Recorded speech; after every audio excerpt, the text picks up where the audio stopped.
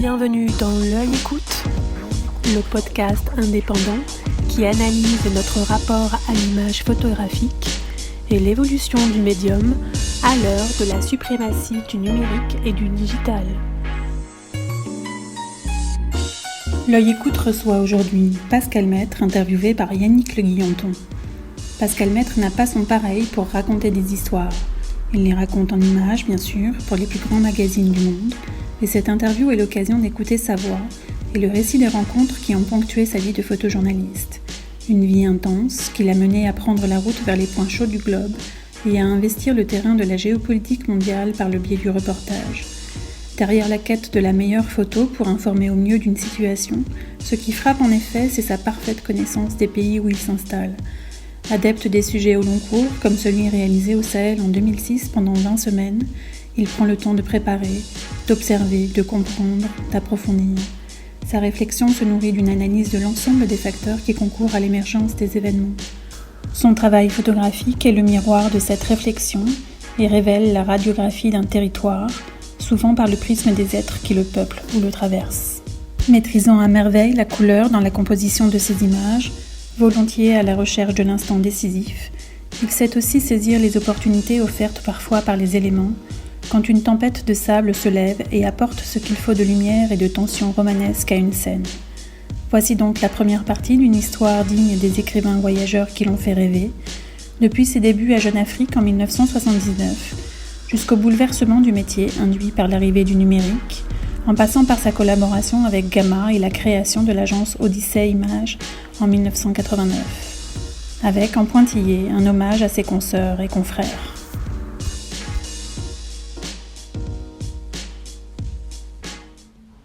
Bonjour Pascal Maître, je suis très heureux de vous recevoir pour ce podcast de L'Œil Écoute, car vous êtes un photographe assez insaisissable, souvent entre deux reportages, entre deux avions. Pour rentrer en matière, pourriez-vous me dire quel était justement le tout dernier reportage que vous avez réalisé avant la crise sanitaire ? Alors, bonjour, merci de me recevoir. Et le tout dernier reportage, j'étais en Afghanistan, et j'étais même en Afghanistan pendant le début du confinement. Et je suis rentré par le dernier vol d'Emirates qui quittait Kaboul, et je faisais un reportage sur les talibans pour le Figaro Magazine avec ma collègue journaliste Margot Ben qui est basée à Kaboul. Alors justement, l'Afghanistan, c'est un pays que vous connaissez bien, je crois, parce que vous tient particulièrement à cœur.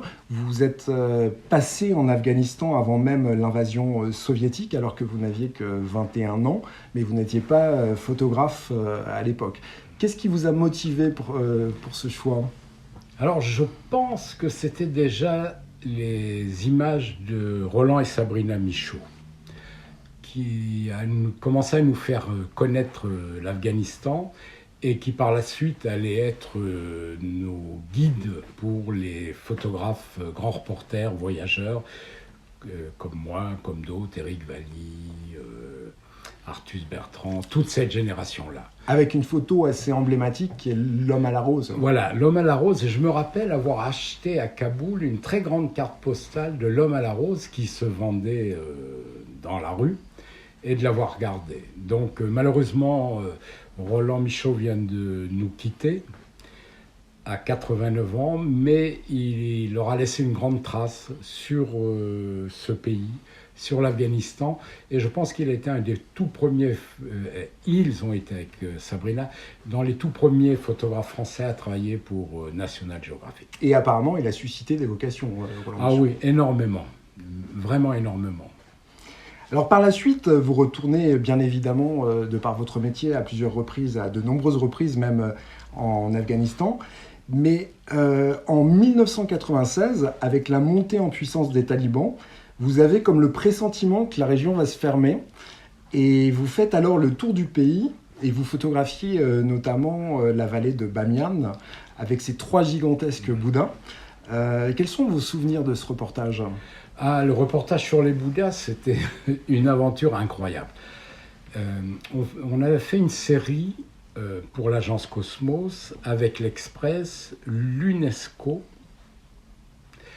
On a fait une série sur les endroits en péril, Donc, moi, comme je connaissais l'Afghanistan, on m'a dit « tu vas faire les Bouddhas de Bamiyan ». Très bien. Donc, je suis parti avec une collègue de l'Express, Michel Georges, et on a pris contact avec l'UNESCO, avec une ONG qui travaillait sur place et tout. Mais lorsqu'on est arrivé à Kaboul, on avait le contact direct de représentants afghans de l'UNESCO. On l'a cherché à l'université. On nous a dit « ah oui, mais il est parti depuis 5 ans aux États-Unis », ce que visiblement l'UNESCO ne savait pas. Et donc ce contact-là tombe à l'eau. Le deuxième contact qui était l'ONG, et l'ONG disent « oui, on a un projet ». Mais c'est un projet sur le papier, on n'y va pas. Donc le deuxième contact tombe à l'eau aussi.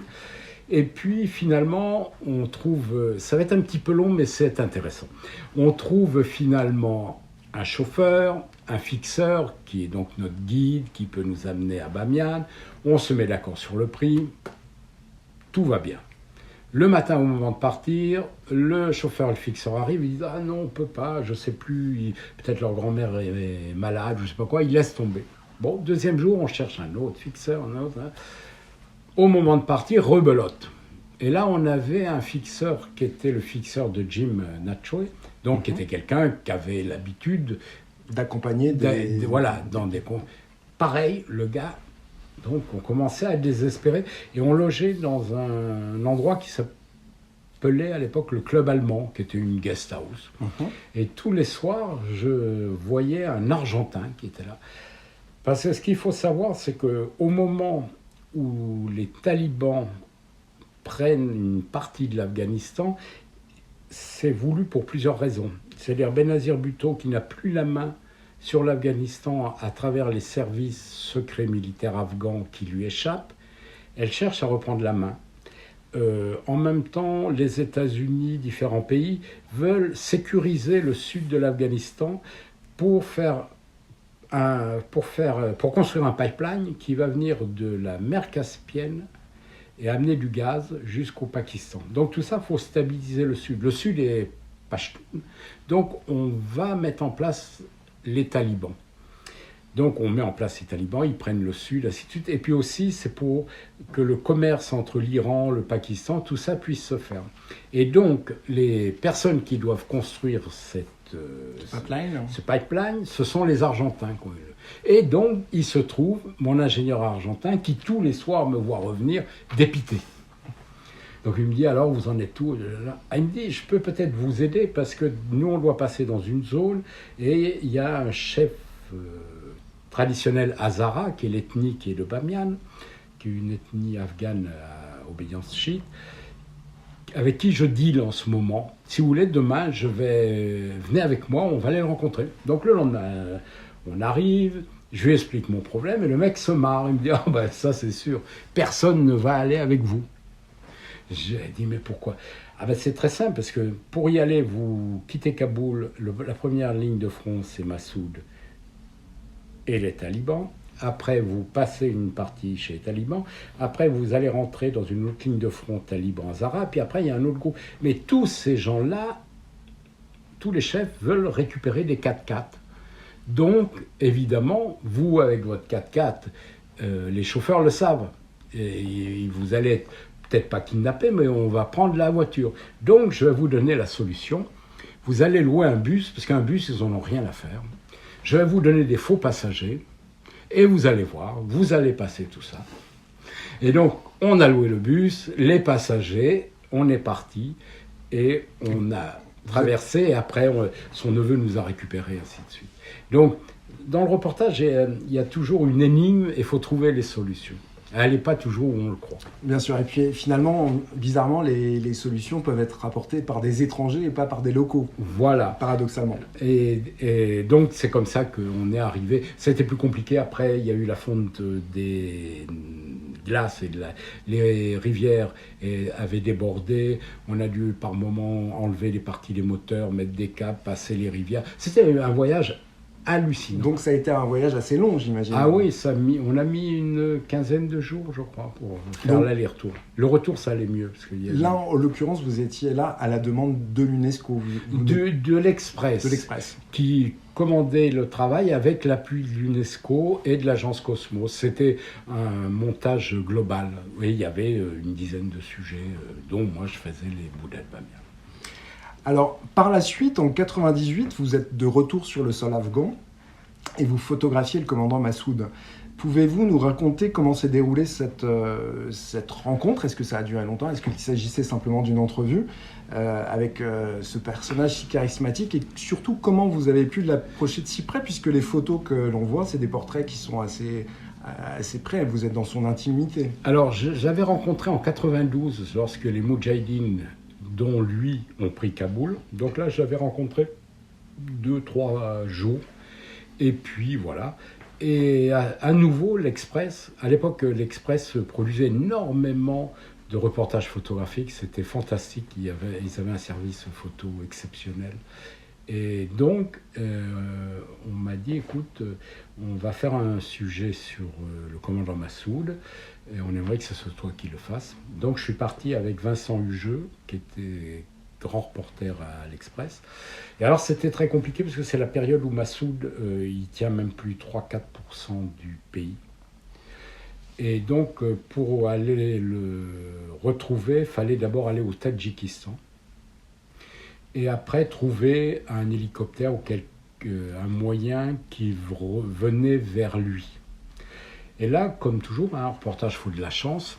Dans l'hôtel où on était, où on attendait un passage sur l'Afghanistan, il y avait des Polonais. Donc on discute avec les Polonais. Et ces Polonais étaient des marchands de pierres précieuses. Et ils venaient acheter à Massoud les émeraudes, les émeraudes du Panchir, qui sont dans les plus belles émeraudes au monde. Donc, évidemment, pour les acheteurs, il y a eu très vite un hélicoptère mis à disposition. Et donc, nous, on a embarqué dans cet hélicoptère et on est arrivé directement chez Massoud. Parce que ce qui arrivait assez souvent, c'est que l'hélicoptère, des fois, il amenait de l'argent, il pouvait amener des armes et tout, mais il n'amenait pas spécialement à l'endroit où il y avait Massoud, comme il y avait plusieurs fronts qu'il commandait, et comme on ne pouvait pas trop se déplacer par route, si vous n'avez pas de bol, que vous arriviez à un point et que Massoud était à l'autre point, vous pouviez tourner autour de lui pour un moment. Donc là, évidemment, avec les acheteurs, c'est lui qui faisait la vente. On arrivait et tout de suite, on a vu la vente et tout. Et là, on a eu beaucoup de chance. D'abord, Massoud était assez disponible. C'est une période où il dominait assez bien son sujet. Et on est resté avec lui 15 jours au moins, tous les jours. C'est-à-dire, on dormait des fois dans les maisons, la chambre d'à côté, il nous emmenait en hélico, il nous a laissé faire tout ce que l'on voulait. Et donc ça a été une chance assez inouïe de partager, de comprendre, de voir ce qu'il faisait. C'était vraiment un... Et dans ces cas-là, comment vous faites? Bon, je crois que Massoud parlait français Il comprenait très bien le français. Et vous aviez aussi évidemment un fixeur, un traducteur. Oui, un traducteur qui faisait partie de l'entourage de Massoud, qui était un peu dédié aux journalistes visiteurs. Donc c'était, j'imagine, votre dernière rencontre avec Massoud, puisqu'il a été assassiné 3 ans plus tard. En 2000 ans.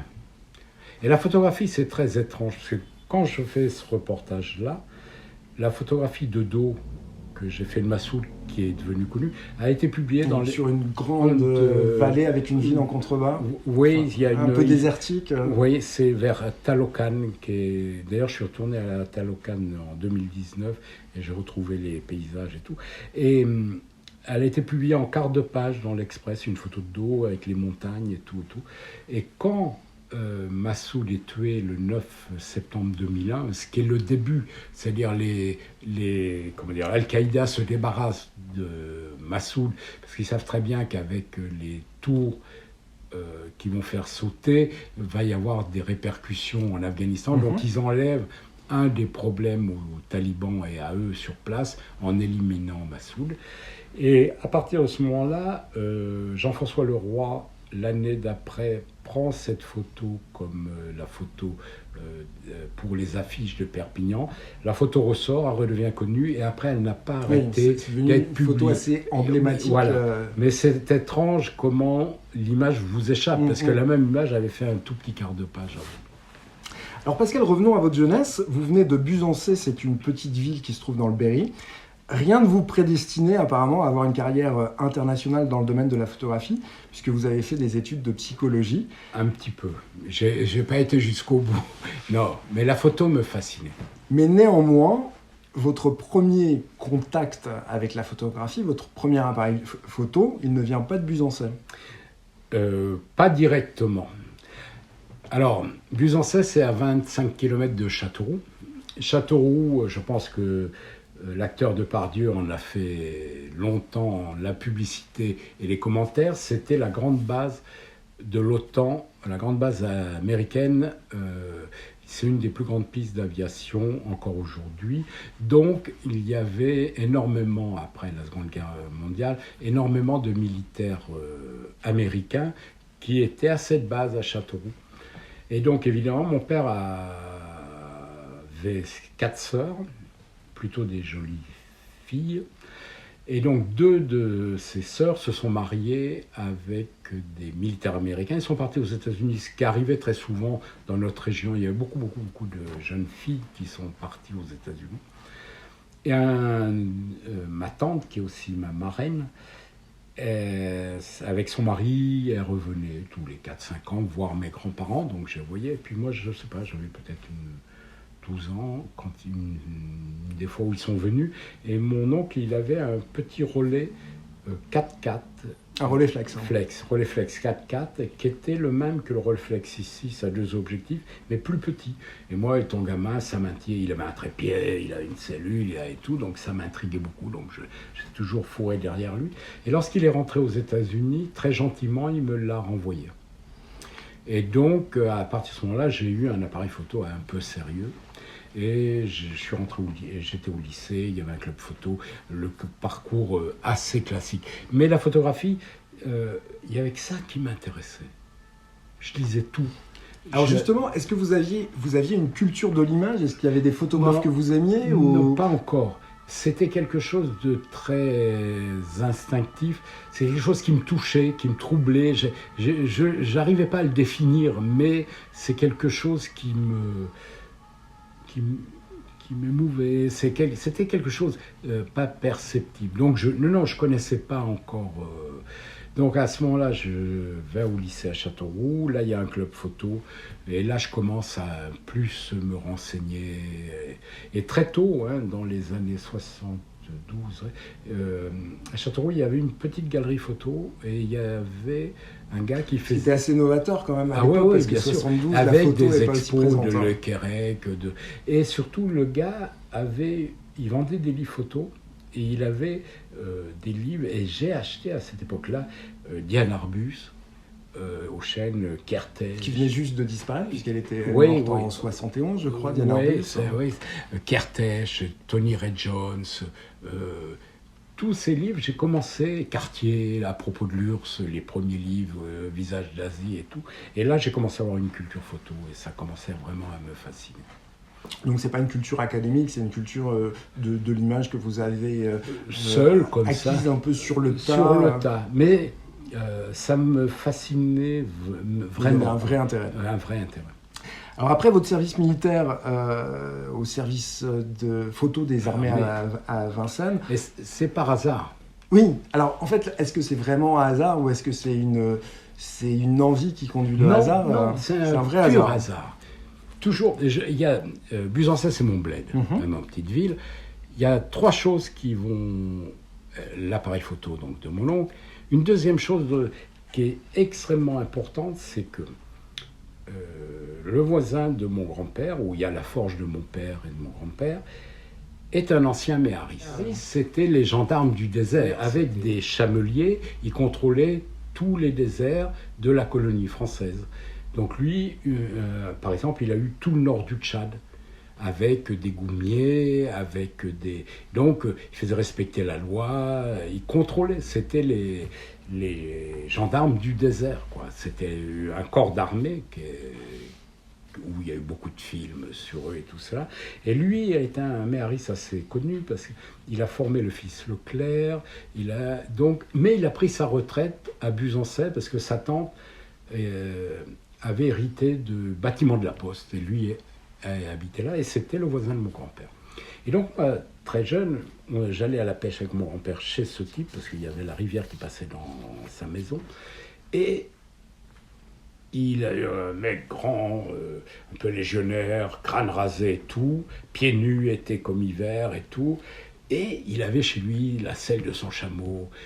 Il avait une cabane où il avait une femme tout beau. Il y avait les photos de sa femme et tout. C'était déjà un peu l'Afrique. Dans le salon, il y avait des tapis, il y avait des trucs. Et donc, effectivement, je pense que c'est lui qui m'a donné l'envie de voir ailleurs. En plus, c'est un type qui parlait beaucoup. Et une année, j'ai même logé chez lui pendant une période, quand j'ai passé mon bac de français, donc on se parlait beaucoup. Tout. Et je vais finir très vite par rapport à lui, parce que le monde est un peu étrange. Il a eu une fille dont il ne s'est pas occupé quand il était dans le désert, mais dont le fils Leclerc s'est occupé. C'est-à-dire qu'il a laissé un troupeau de chamelles pour que la mère ait du bétail, une valeur. Et comme c'est le fils Leclerc, celui qui a disparu après, qui a pris sa succession, donc il s'est occupé. Et il a su le nom de sa fille. Et moi, en pleine guerre du Tchad, j'ai retrouvé sa fille. Ah, c'est incroyable. C'est une histoire incroyable. Ouais. Et elle est venue à Buzancais, elle a connu son père, ses petits-enfants et tout. Et il se trouvait que le mari de sa fille était l'attaché de presse d'Hissène Habré, le président tchadien. Donc pendant quelques années, j'ai eu des exclusivités sur le Tchad. Donc le monde est assez étrange. Et pour revenir au fort d'Ivry, à l'ECPA, le service... Oui, c'est pas Vincennes, c'est non, c'est Ivry. Il se trouve toujours à Buzancais que l'autre personne qui vient pêcher, toujours chez ce monsieur Langlais, l'ancien méhariste, où mon grand-père pêche, c'est le photographe du ministre de la Défense, qui est marié à une fille de Buzancais. Donc quand moi je fais mes études, je fais psycho, je ne veux pas faire mon service évidemment et tout, mais j'arrive pas à être classé ce qu'on appelait P4 je suis P3 et tout, et c'est compliqué parce que quand on faisait psycho, ils nous surveillaient donc là, et le monsieur Bouvier, le photographe de ministre de la Défense, a dit à mon grand-père, écoutez, je crois que votre petit-fils s'intéresse beaucoup à la photographie, s'il veut, quand il fera son service militaire, je peux le pistonner pour le faire dans le service de la photo. Donc quand j'ai vu que j'étais coincé, je suis allé voir le monsieur Bouvier qui a fait ce qu'il avait promis. Et c'est comme ça que je me suis retrouvé au fort d'Ivry. Donc là, vous avez une approche non, je fais technique un peu. Alors, lorsqu'on était appelé, parce que il y a eu d'autres photographes, Coutos, je crois, d'autres photographes qui l'ont fait, mais si on s'engageait, on pouvait faire du reportage. Mais lorsqu'on était appelé, on faisait du surtout. J'ai rencontré d'autres photographes, des cinéastes. Donc ça m'a fait un réseau de contacts à Paris. Et quand j'ai quitté l'armée, je suis resté à Paris, ça m'a été utile. J'ai appris un peu de rigueur, voir comment... Et vous avez commencé à monter un mini-réseau à votre échelle. Voilà. Et j'ai fait pendant l'armée un reportage sur les militaires. Un peu ironique et tout, comme ça. J'avais un tout petit Leica CL. Et avec quel type d'exploitation attendu ? Pour moi. Et en même temps, à la fin de mes études, la dernière année que je n'ai pas faite, à la fac de Tours en psycho, parce que pendant les vacances scolaires, lorsque j'étais pion, je voyageais, d'où j'ai fait le voyage en Afghanistan et tout, et je faisais des photos que je projetais après, on faisait un montage avec un ami, et on projetait dans les Rotary Club, dans différentes choses, pas pour gagner de l'argent, mais bon. Et à travers cela, il y a une pharmacienne du Berry, qui s'occupait socialement d'aider les manouches. Parce que chez nous, il y a beaucoup de gitans manouches. Et elle m'a demandé, elle m'a dit, écoutez, je ne vous paierai pas, mais j'aimerais que vous me fassiez une documentation sur la vie de ces... Je vous achèterai des tirages photos, tout. Donc pendant un an, j'ai donc arrêté mon service, mes études, et j'ai fait cela. C'est-à-dire, j'ai suivi les gitans pendant toute cette période-là. Donc là, c'est après votre service militaire ? Non, avant. Juste avant. Et avec ces deux dossiers, j'ai démarché Jeune Afrique. Voilà, donc on en vient maintenant effectivement à votre entrée véritable dans la profession, ce qui est... Et pourquoi Jeune Afrique ? Alors voilà, justement, pourquoi Jeune Afrique ? Vous êtes engagé d'ailleurs, je crois, par Amin Malous, qui est assez oui, étonnant, mais qui est rédacteur en chef technique du magazine. Comme je suis assez curieux, je lisais tous les magazines photos que je trouvais. À l'époque, je pense, il y avait Le Photographe, il y avait Photorevue, il y avait différents magazines. Et dans un magazine, je vois quoi ?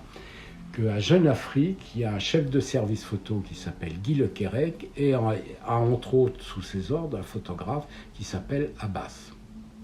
Donc je me dis, mais ça, il y a des photographes là-bas, il doit y avoir du travail. Donc je ne me démonte pas, j'écris à Jeune Afrique. Je suis jeune photographe, je peux vous montrer.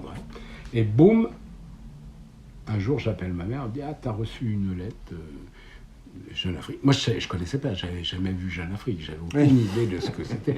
Je dis souvent en rigolant, si c'était Jeune Chine, je serais peut-être spécialiste de la Chine aujourd'hui. Donc, j'ai écrit, j'ai été reçu par Amin Malouf et par le directeur artistique qui s'appelle Ado Dal Silva, et j'ai été embauché. Alors justement, donc c'est votre entrée dans l'Afrique qui est un sujet quand même prédominant dans votre carrière. Et quand on parle de l'Afrique, on a souvent tendance à l'appréhender comme une entité uniforme, alors qu'il faudrait parler peut-être des Afriques, tant les cultures, les croyances, les langues, les paysages sont différents. Est-ce que cette première activité au sein du magazine vous a permis d'envisager la grande diversité du continent ? Ou est-ce que vous Pas encore, mais j'ai appris avant à Jeune Afrique, j'ai appris deux choses. Ça m'a apporté plein de choses, mais deux choses vraiment essentielles. C'est-à-dire, souvent, je voyageais en Afrique avec des journalistes africains. Donc, quand j'arrivais en Afrique, quelquefois on logeait dans leur famille, ou on déjeunait à midi dans leur famille et tout. Donc, je n'ai pas eu de sas occidental. Il y a une forme d'intégration assez immédiate. Et puis j'étais très jeune, très ouvert, c'était très cool tout ça.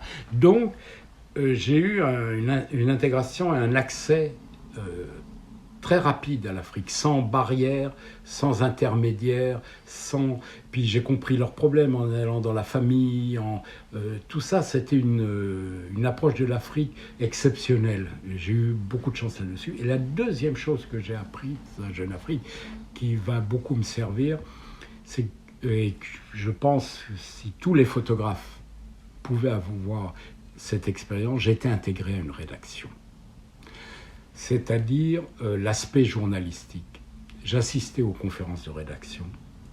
Je commençais à comprendre comment fonctionnait un journal. Et j'avais un truc assez formidable qui m'a beaucoup appris. J'avais droit, quand je ne voyageais pas, à 2 pages ouvertes dans le journal où je pouvais faire publier un essai photo que j'allais acheter dans les agences photo.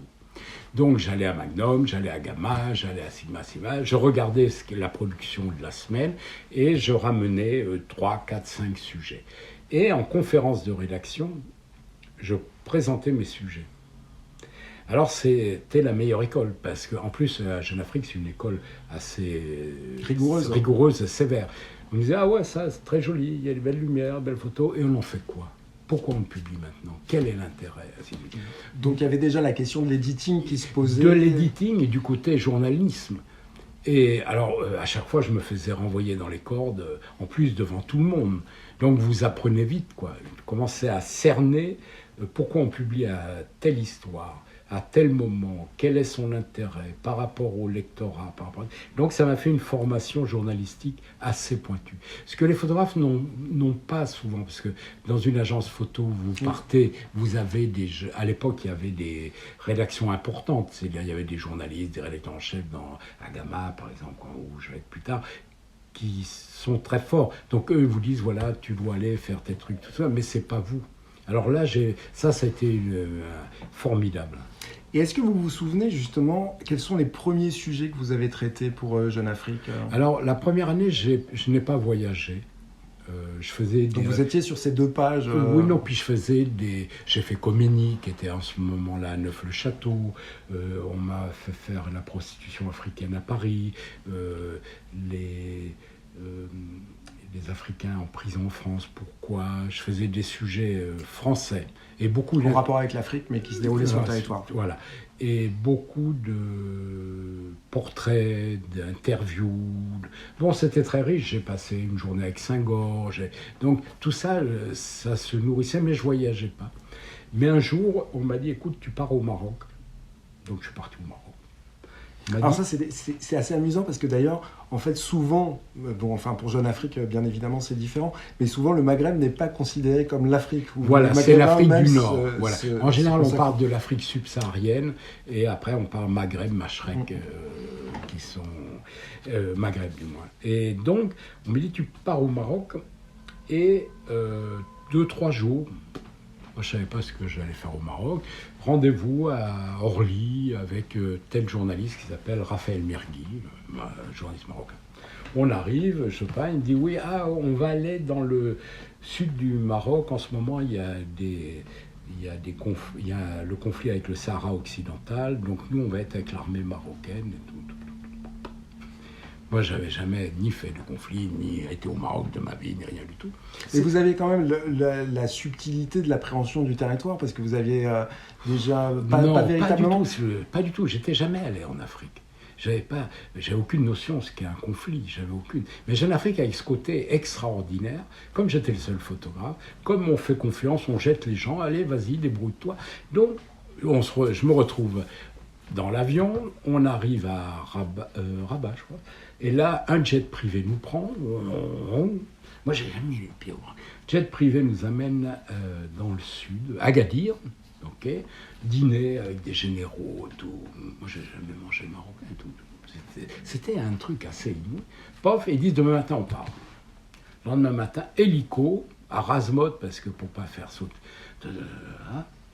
Et je me retrouve au milieu de, je sais pas, il y avait 500 blindés, ou je sais plus combien, tout. Et il y avait le général Glimi, qui a été longtemps le numéro 2, et qui a disparu le jour d'une visite de François Mitterrand au Maroc. Paraît-il, il aurait pensé faire peut-être un coup d'État. Donc bon, tout ça, mais ce général Glimi, qui commandait, qui était un grand personnage, et je me retrouve dans cette histoire, je dors dans l'ambulance. Un peu étranger. Mais complètement, je n'avais jamais vu ça de ma vie. Et on me dit, vous allez dormir dans l'ambulance, parce qu'en général, ils ne tirent pas sur l'ambulance, et tout. Et c'est parti pour 3 jours. Et on est resté 3 semaines. Et là, j'ai fait un reportage, c'était intéressant. Moi, je découvrais. Comme j'étais un jeune gamin, j'avais 23 ans, 24 ans, je ne sais plus combien. Le général m'a pris, ça l'amusait beaucoup de me voir perdu là, il m'a pris sous sa coupe, et il y avait une équipe de Paris Match. Il y avait... Oui, justement, quels étaient les journalistes de on Paris était Match? Roger Hollande, qui a été un étrange personnage proche du Front National, qui était le porte-parole de Le Pen, je me semble, et tout ça, qui est mort il n'y a pas très longtemps, mais qui est un vieux baroudeur, ancien d'Indochine et tout, et un photographe qui était assez formidable, Jacques Garofalo, qui est un des photographes historiques des grandes époques. Et pareil, Garofalo m'a pris sous sa coupe. Donc j'ai fait avec eux, j'ai fait une bonne histoire, j'ai fait la cover et 10 pages, je crois, dans Jeune Afrique. C'est assez énorme, en fait, pour un jeune photographe. Oui, puis dans un magazine Jeune Afrique où il y avait, la photo n'était pas très importante. Prédominante. Prédominante. Alors, après, par la suite, vous avez abandonné Jeune Afrique. Je ne sais pas à quel moment ça s'est fait exactement. C'est 82 ou si mes souvenirs. Finalement, le temps d'une assez large formation. J'ai travaillé au magazine. 3 ans. Je suis rentré fin 78, disons début 79. Je suis parti 3 ans après. Je suis parti parce que j'ai vu que j'allais pas progresser. Mais je suis parti en très bons termes. Je suis allé voir le patron, j'ai dit écoutez, j'aimerais, mais j'ai dit je continuerai à travailler pour Jeune Afrique. Donc vous étiez freelance. Freelance. Et ce qui me permettait de toujours avoir des rentrées et d'avoir toujours les contacts. Parce qu'à l'époque, l'Afrique, c'était compliqué. Enfin, il y avait beaucoup d'autorisations, il fallait connaître les ministres de l'Information, il les donnait. C'était vraiment très compliqué. Donc tout ce réseau de contacts que j'avais fait va me servir après. Et là, je vais rester 1 an indépendant. Alors justement, quand vous êtes indépendant, vous faites un sujet, donc en tant que journaliste freelance avec Pierre Gaillard, je crois, Oui. en remontant le fleuve fleuve Congo. On refait le voyage de Gide. De Gide. Voilà, Brazza-Bangui.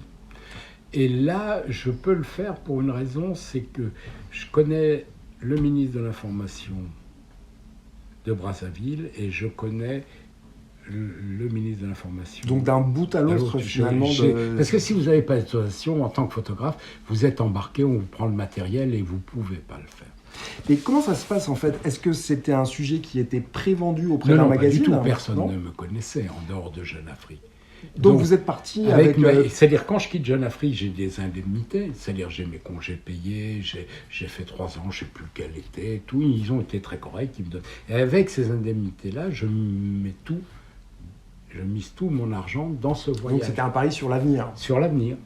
Et on fait le voyage, et Pierre Gaillard, qui est un ami et qui est un grand journaliste, travaillait très régulièrement avec Géo. Donc quand on rentre, grâce à lui, on présente le sujet à Géo qui va l'acheter. Et est-ce que vous pensez que c'est toujours comme ça que ça se passe? Enfin, vous connaissez bien évidemment le milieu des rédactions à l'heure actuelle. Est-ce qu'on a plus de chances en fait à voir son sujet passer parce qu'on a reçu une commande d'un magazine, donc là c'est à peu près clair si les photos sont bonnes, ou est-ce qu'on peut faire ce genre de pari? Est-ce que c'est encore possible aujourd'hui? Je pense que tout le monde... alors aujourd'hui, les magazines donnent de moins en moins de commandes, surtout à l'étranger. Donc la plupart des histoires sont des histoires qui viennent des photographes. Alors avec parfois derrière une agence pour les Voilà, appuyer. Ça peut être l'agence, ça peut être le photographe seul. Mais je crois que tous les jeunes photographes j'ai été obligé, et ils sont toujours obligés, de commencer à miser leur propre argent, leur propre temps pour faire ses preuves. Évidemment, aucun journal va, même si vous avez une très bonne idée, encore moins aujourd'hui, comme les gens font attention aux dépenses, vont donner de l'argent à quelqu'un qu'ils ne connaissent pas. Ça me paraît... Bien sûr, donc c'est peut-être un conseil que vous pouvez donner à un jeune photographe aujourd'hui qui souhaite se trouver une bonne idée, avoir l'énergie, savoir la réaliser, parce que c'est pas tout d'avoir une bonne idée. Et être accompagné aussi, parce que vous aviez donc une personne qui gérait la partie écrite. Voilà. Mais du sujet. Aujourd'hui, malheureusement, j'ai l'impression que la partie écrite n'est pas toujours aussi importante. Je sais pas. Moi, après, soit vous êtes accompagné, mais il faut que le journaliste vous apporte un plus, c'est-à-dire soit il ait les contacts, soit que le texte soit vraiment bon, pour que vous puissiez vendre l'ensemble. Et ça, les journaux n'aiment pas toujours. Quelquefois, ils préfèrent renvoyer leurs propres journalistes et tout ça. Donc on peut le faire à deux ou on peut le faire seul. Alors, un peu plus tard, donc votre notoriété, elle commence à s'établir et vous êtes contacté par Alain Mingan de l'agence Gamma, qui est rédacteur en chef chez Gamma. Alain Mingan arrête d'être photographe et il prend la rédaction en chef.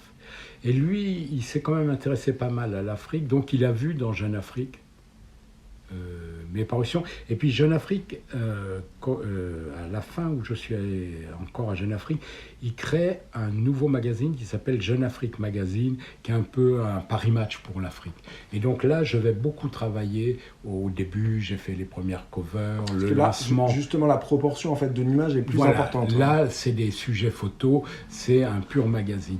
Donc, je pense qu'Alain Mingan, à ce moment-là, ce magazine commence à bien tourner. Là, je fais des tas de sujets intéressants. J'ai fait les sapeurs, parce que quand je vois que tout le monde découvre les sapeurs à Paris, Alors les sapeurs, en fait, c'est des gens qui sont appelés ces sociétés, des ambianceurs et des personnalités un peu élégantes. Voilà, élégantes. Et donc, je fais un reportage la nuit à Paris. Leur point de rendez-vous, c'était le Rex à l'époque. Je fais plein d'histoires magazines et tout. Et je pense qu'à ce moment-là, Alain Mingan le voit dans Jeune Afrique Magazine. Et là, j'ai une visibilité. Mais quand vous travaillez pour Gamma, pour le coup, vous n'êtes plus sur des sujets véritablement de magazine, vous êtes sur de l'actualité ultra chaude. Oui, alors il faut revoir, ça c'est en 83. ou 84. Oui, 83, je fais le fleuve Congo. Et je fais un autre sujet qui va être important. Je fais un sujet sur l'UNITA, qui était un mouvement révolutionnaire en Angola. Et là, je passe 3 mois avec un journaliste de Jeune Afrique, François Soudan, qui est l'actuel directeur. On passe 3 mois avec Savimbi dans le bush angolais, contre le gouvernement et tout. Et là, je fais une assez bonne histoire. Et je vais la donner à diffuser à Gamma. Donc, ils vont voir cette histoire aussi. Pareil, Jeune Afrique fait un gros truc, 10-12 pages, bien maquetté et tout. Et là, c'est une période où je commence à être fasciné par la couleur et assez bien maîtrisé. Donc, Alain Mingan, à l'époque, il cherche des photographes plus, pas que d'actu magazine, qui puissent faire aussi l'histoire magazine, et des histoires en couleur, parce que c'est le début du Figaro Magazine, le début des Géos, tout ça. Donc, on a besoin d'un coup de photographe couleur. Et donc, Mingan m'appelle et il me propose de rentrer au staff, ce qui était très difficile à l'époque, parce que le staff était fermé. Oui, vous étiez très peu nombreux. Ouais, 12 photographes, et en général 12 ou 13, je ne sais plus, mais disons peut-être 12, 14. Et à l'époque, il ne faisait rentrer un photographe que quand il y en a un qui partait. C'est-à-dire qui était viré. C'est l'Académie française. Ouais, non, ça rigolait pas du tout. Donc je me suis retrouvé à Gamma. Et ce qui était une école assez dure, parce qu'évidemment, quand vous arrivez... En plus, moi, je n'étais pas du tout connu. À part les spécialistes de l'Afrique, il y avait des tas de photographes au Figaro Magazine et tout. Moi, je suis un peu arrivé comme un zombie qui descendait. Donc le début était un peu compliqué à Gamma, parce que d'abord, je remplaçais un photographe qu'ils aimaient beaucoup, qui a été viré par la rédaction. Donc tout ça, plus un mec dont moi qui n'étais pas connu, il y avait des tas d'autres photographes connus qui devaient rentrer. C'était un climat un peu raide. Alors justement, j'aimerais savoir comment ça se passait dans la profession quand vous vous retrouviez en fait sur à traiter un sujet commun avec plusieurs journalistes qui venaient d'autres agences ou d'autres journaux. C'était très concurrentiel. Voilà. Très. Et donc, en fait, il y avait une culture du secret entre vous. Culture du secret, Parce que ce qu'il faut voir à l'époque, par exemple, moi je suis parti couvrir la guerre du Liban, je n'étais jamais allé au Liban. On m'a appelé un matin, Time donne tant d'argent. Il ne donnait pas spécialement sur mon nom, mais il le donnait à Gamma. Donc quand je me retrouve au Liban, où il y a des fronts au sud, à l'est, l'ouest, où il y a X factions et tout, il faut les laisser passer pour tel, donc oh là là, je patauge. Puis c'est compliqué, vous débarquez un pays en guerre, vous n'avez jamais mis les pieds, jamais tout ça. Et donc moi, là, j'avais des garanties de Time. Donc j'avais le maillot Time. Il y avait les gens de SIPA qui devaient être Newsweek, Sigma. Donc on était en même temps en concurrence terrible, parce qu'on était pour des journaux qui étaient en concurrence. Mais donc la pression était très, très lourde. J'imagine que tous les journalistes, en fait, dans un pays en guerre comme le Liban, devaient être regroupés plus ou moins dans le même quartier, plus ou moins dans les mêmes hôtels. Tout, mais on ne se disait rien. D'accord. Ouais. Donc il y avait... on se voyait le soir, mais chacun avait ses tuyaux, chacun... Alors à l'époque, Mingan, il avait un de ses amis, je crois que c'était Sami Ketz, qui était... pour l'AFP, il m'a dit tu vas le voir, il t'aidera, il te donnera des trucs, tout. Et il y a un type qui a été très gentil avec moi au Liban, c'était Alfred Yakotzabé. Je lui en ai toujours été reconnaissant, parce que tout le monde se barrait le matin dans son truc, et Alfred me dit mais tu es tout seul, viens avec moi dans ma voiture et tout. Donc il m'a pris sous son aile, et dans ces cas-là on l'apprécie beaucoup. Donc jusqu'à aujourd'hui, je lui en serai toujours gré. Alors, un peu plus tard, en 89, vous cofondez avec 6 autres photographes une agence qui s'appelle l'agence Odyssée. Et qu'est-ce qui vous a donné l'idée de vous regrouper ? Alors, moi je suis parti 2 fois de Gamma. On m'a fait revenir une fois. Pour des raisons, à un moment... Alors, je fais de l'actu, tout ça. 85, je vais en Afghanistan. À l'époque, plus personne ne voulait y aller, parce que finalement, j'y vais, ça tourne bien, je fais cover Figmag, 12 pages, tout. Donc, je fais l'Iran derrière, j'ai un prix WordPress sur l'Iran, tout ça. Donc, ça marche bien, et je commence à avoir des commandes directes de journaux. Et dont Géo Allman, qui commence à me faire beau. Beaucoup travaillé. Beaucoup travaillé. Et je travaillais à l'époque avec un collègue et ami, Yves Gély, qui est un photographe que vous devez connaître. Et on faisait des boulots en duo. Et on travaillait à deux, on a fait la Syrie, on avait fait un coup formidable sur la Syrie, on est resté 45 jours, on a eu accès aux armées, on a eu accès à tout. On a fait pour Géo-Allemagne, je ne sais plus, ils avaient fait 45 pages, on a fait le tour de la planète, Sunday Time, tout ça avec ce sujet-là. Après, on a fait la même chose en Tunisie. On travaillait, moi je travaillais aussi beaucoup dans cette région à l'époque. Après, ouais, on a fait le Pakistan, on était les derniers photographes à photographier Zia-ul-Haq, qui a été le dictateur, qui a été abattu. 2 mois, son avion a été abattu. Nous, on a passé les 2 derniers jours de sa vie avec lui. Tout ça, donc, on commençait. Et le principe de l'agence à Gamma, on paye la moitié des frais, l'agence paye la moitié, on partage les bénéfices. D'accord ? Et l'agence faisait quand même quelque chose de bien, elle nous assurait un revenu chaque mois. Un fixe, hein. Qui n'était pas vraiment fixe, mais qui était une compensation entre les ventes pour que chaque mois, le photographe n'ait pas à se dire comment je vais payer mon loyer, pour nous sécuriser. Et puis après, quand on gagnait beaucoup d'argent, il récupérait. Donc c'était assez bien. Mais où ça devenait aberrant, c'est alors tout ça marche quand on fait de l'actu, quand l'agence travaille tous les jours. Mais là, par exemple, la Syrie, on a attendu longtemps les visas. Après, on a travaillé. C'est un travail qui s'est développé sur 6 mois. Où l'agence n'a pas du tout rien payé, parce que le journal a tout payé. Et là, on arrive à une aberration, c'est-à-dire on va vous prendre 50% de votre travail où l'agence n'intervient pas. C'est-à-dire elle n'a ni vendu, mais le principe est très rigide pour éviter, comme disait à l'époque M. Monteux, qui était le directeur, il dit « Oui, mais vous, c'est ça ». Un autre va me dire « Oui, mais Johnny Hallyday, c'est mon copain, c'est pour ça que j'ai eu exclu, donc pourquoi je donne 50 et tout, et on s'en sortira pas ». Donc à ce moment-là, j'ai décidé de partir de Gamma. Parce que ça devenait aberrant. Vous aviez des commandes en direct en Oui, fait, mais une fois, ça va, mais ça n'arrêtait pas. Donc pratiquement toute l'année, j'étais en commande en direct. Et en plus, ce que je trouvais très dur, c'est qu'il y avait des vendeurs qui, eux, gagnaient une fortune. Ils avaient 10% sur tout ce qu'on faisait. C'était un peu comme une marque. Donc, quelquefois, le vendeur n'était même pas au courant que vous avez fait tel sujet, tout. Et on arrivait, un jour, je l'ai redit au directeur, je dis, est-ce que vous trouvez normal que le vendeur gagne en un mois ce que je gagne dans une année ? Il y a quelque chose. Et pareil, il m'a dit, écoute, c'est la règle. Donc, je suis parti. Après, ils m'ont fait revenir. Donc, on a rediscuté. Et puis là, on a créé un groupe dans Gamma de photographes et on avait... C'est-à-dire qu'en fait, tous les 7, vous étiez... Non.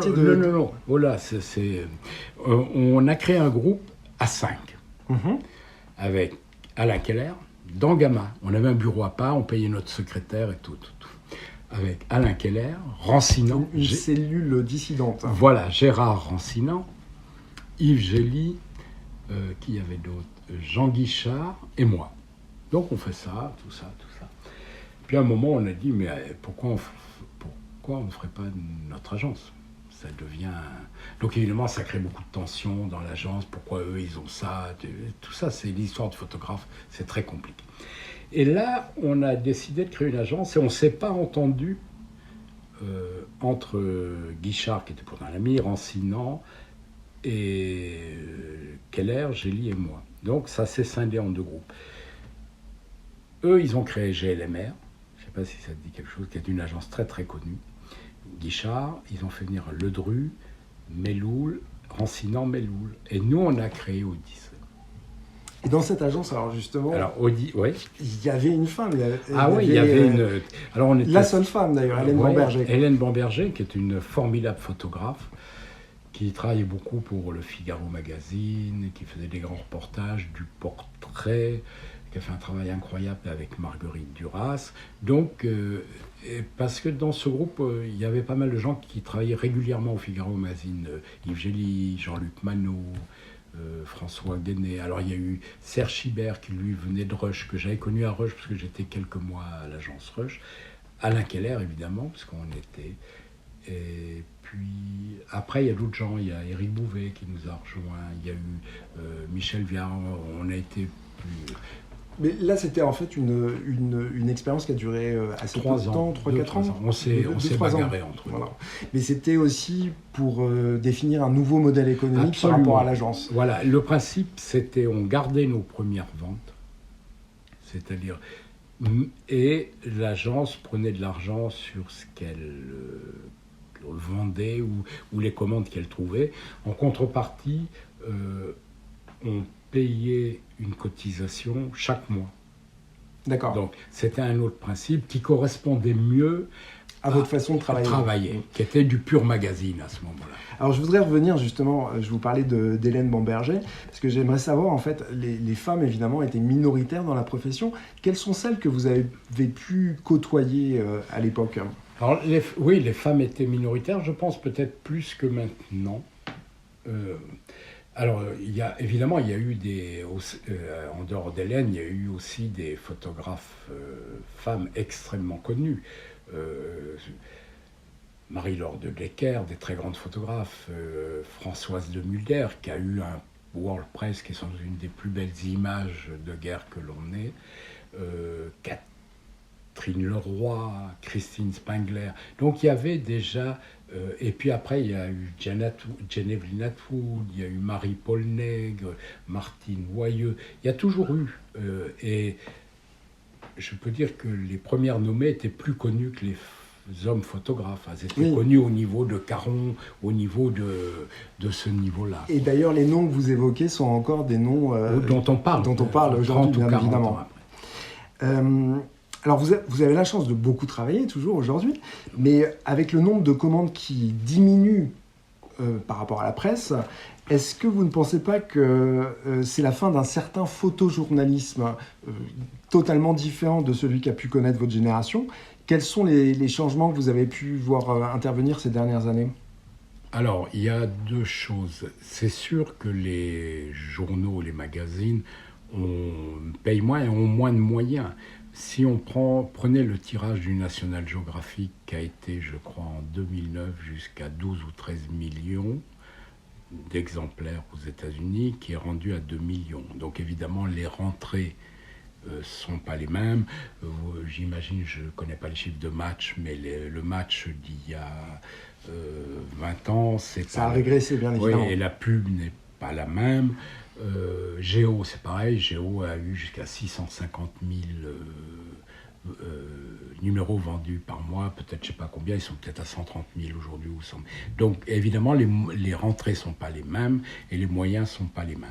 Donc, on nous donne moins de moyens et on est moins bien payé. Et vous êtes moins nombreux ? On est beaucoup plus nombreux. Vous êtes plus nombreux, donc c'est ça le paradoxe, c'est-à-dire qu'il y a moins de travail et finalement vous êtes plus nombreux. Moins de travail sur la presse et on est extrêmement nombreux.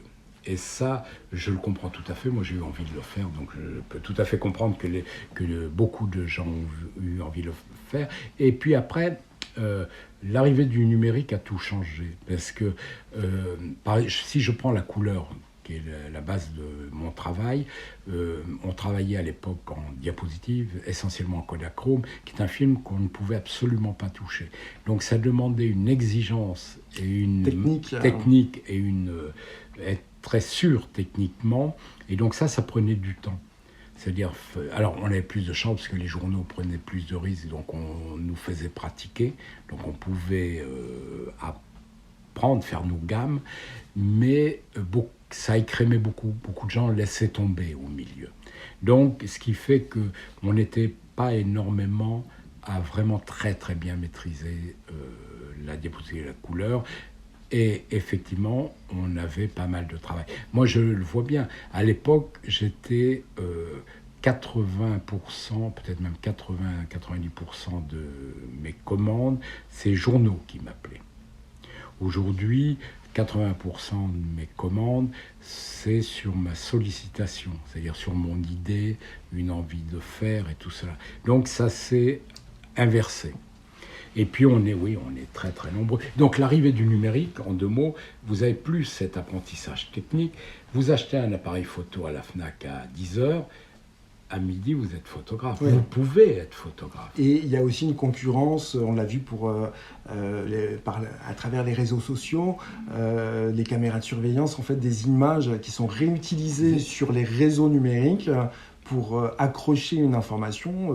Tout dernièrement avec George Floyd, qui, dans une certaine mesure, concurrence peut-être aussi un certain type de sujet, même si on comprend que quand vous avez la chance de partir sur un terrain, vous êtes là pour plusieurs semaines, parfois plusieurs mois. C'est une approche totalement différente. Oui, parce que moi je suis dans la phase de ce qu'on appelle vraiment du storytelling. Je raconte des histoires, vraiment. Donc vous êtes sur le long cours. Mais avant, maintenant on dit effectivement, il y a des gens avec des téléphones, il y a des gens partout qui font des photographies. Avant, il y avait aussi très souvent un amateur qui avait fait dans les grandes catastrophes, les trucs invraisemblables. Il y a souvent eu des images. Aujourd'hui, la différence, c'est que ces images, en une fraction de seconde, elles sont dans le monde entier. Et à l'époque, il fallait absolument avoir une bonne agence, parce que les envois se faisaient physiques. Dans les journaux. Donc on prenait une pellicule, elle partait dans un avion. Voilà.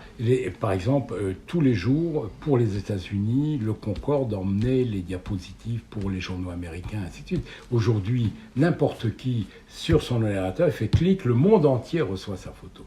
Donc tout ça a beaucoup changé.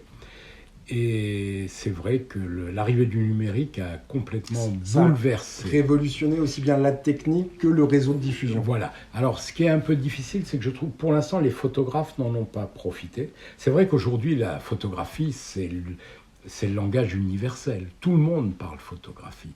Tout le monde fait des photographies, les met sur des réseaux.